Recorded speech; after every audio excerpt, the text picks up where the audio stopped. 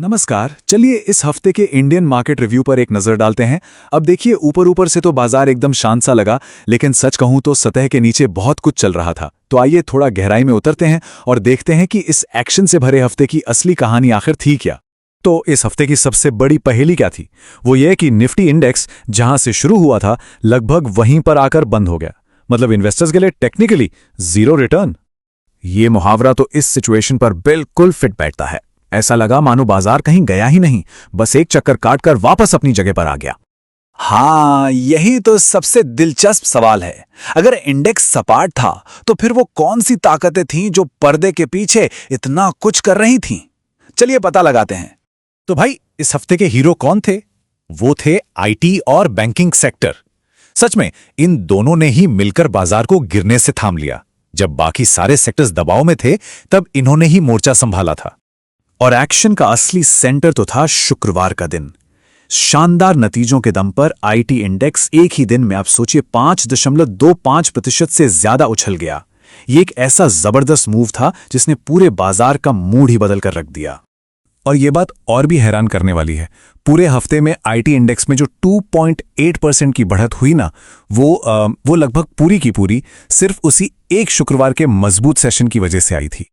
अच्छा, आईटी तो था ही, साथ में बैंकिंग सेक्टर ने भी पूरा साथ निभाया। बैंक निफ्टी भी हफ्ते भर में लगभग 1.5% ऊपर रहा, जिसने मार्केट को एक सॉलिड सपोर्ट दिया। तो सवाल यह है कि आईटी में अचानक ये तेजी आई क्यों? वजह थी इन्फोसिस और एचसीएल टेक जैसी बड़ी कंपनियों की पॉजिटिव कमेंट्री। देखिए, जब ये कंपनियां, जो आमतौर पर काफी सेफ चलती हैं, वो अगर अपनी ग्रोथ का अनुमान बढ़ा दें, तो मार्केट इसे एक बहुत बड़े बदलाव का सिग्नल मानता है। अब आते हैं उस बड़ी लड़ाई पर जो पर्दे के पीछे चल रही है।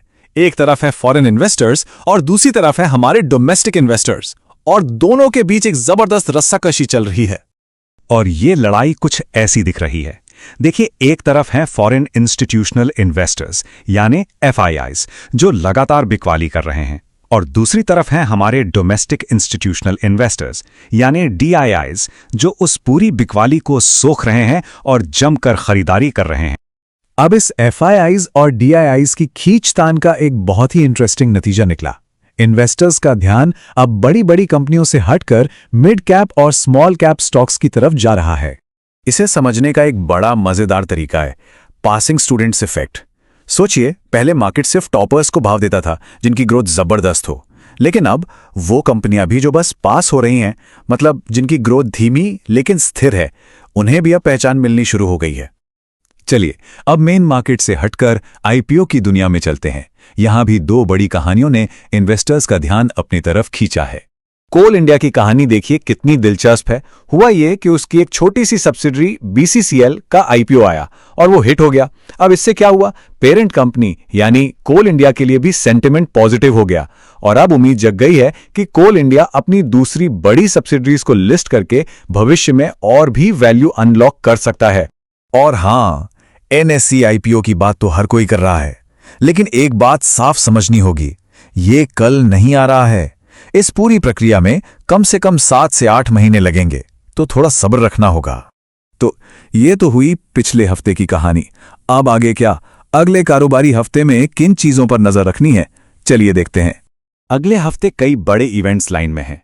Reliance, HDFC bank, ICICI bank जैसे दिग्गजों के नतीजे आ रहे हैं।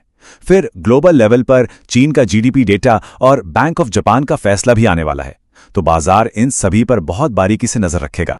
और हां, एक जरूरी बात और, 26 जनवरी की छुट्टी की वजह से एक लंबा वीकेंड आ रहा है। इसका मतलब शुक्रवार का सेशन और भी ज्यादा अहम हो जाता है, क्योंकि ट्रेडर्स 3 दिन की छुट्टी से पहले अपनी पोजीशंस को एडजस्ट करना चाहेंगे।